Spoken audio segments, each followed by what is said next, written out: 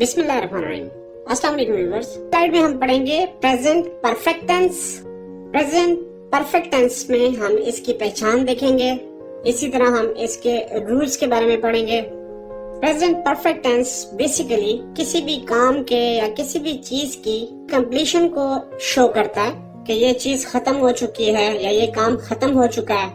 और अगर आप उर्दू में इसको जानना चाहते हैं तो उसकी एक आसान सी निशानी है कि उर्दू के जुमलों में आखिर में आपको मिलेगा चुका है, चुकी है, चुके हैं, चुका हूँ या फिर लिया है, लिए हैं। बेसिकली किसी काम के मुकम्मल होने को शो किया जा रहा है।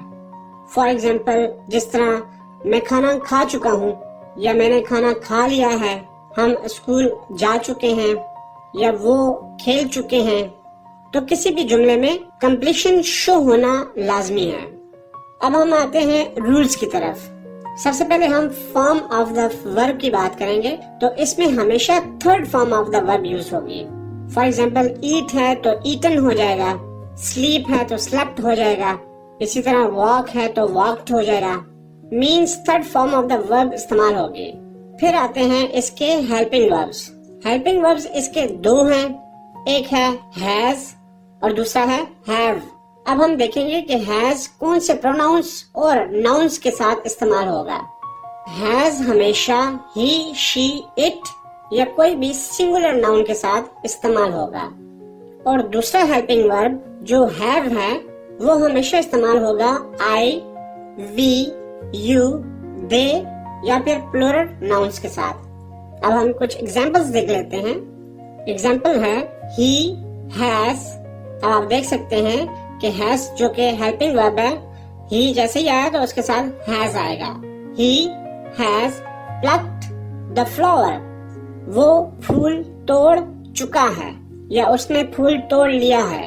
इसी तरह अगर हम प्रोनाउंस एज आई यूज करते हैं तो आई के साथ आएगा have.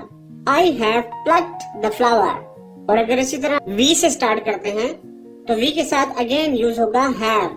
We have plucked the flowers. और इसी तरह इन केस अगर शी आ जाता है जुमले के शुरू में तो आएगा हैज।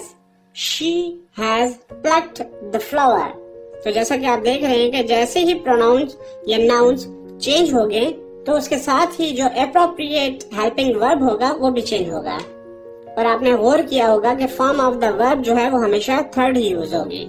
एक बात हमेशा याद रखिएगा कि जितने भी सिंपल परफेक्ट टेंसेस हैं तो उनमें हमेशा third form of the verb he use होगी। अब हम देखेंगे कि प्रेजेंट परफेक्ट टेंस के नेगेटिव सेंटेंसेस बनाते वक्त हमें क्या करना होगा। तो अगेन आप बहुत आसानी के साथ इन्हीं जुमलों को नेगेटिव सेंटेंसेस में कन्वर्ट कर देंगे। अगर हम उसी सेंटेंस को लें, for example he has plucked the flower, तो नेगेटिव सेंटेंस बनाते हुए आपने सिंपली हेल्पिंग वर्ब के बाद नॉट का इजाफा करना होगा। तो ये बन जाएगा he has not plucked the flower। या मैं कह लेता हूँ I have not plucked the flower। अब लास्ट में हम देखेंगे कि अगर इन्हीं सेंटेंसेस को इंट्रोगेटिव सेंटेंसेस में कन्वर्ट करेंगे तो हमें क्या करना होगा। तो गाइस, इंट्रोगेटिव में बहुत ही आसान काम है कि आप हेल्पिंग वर्ब को सेंटेंस के शुरू में ले आते हैं तो वो इंट्रोगेटिव सेंटेंस बन जाता है।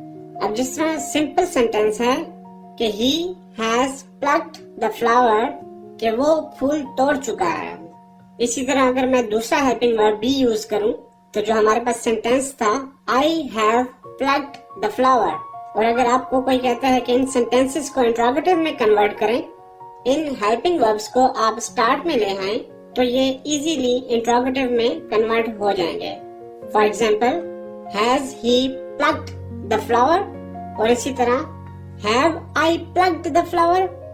नेक्स्ट स्लाइड में हम पढ़ेंगे प्रेजेंट परफेक्ट कंटिन्यूअस टेंस।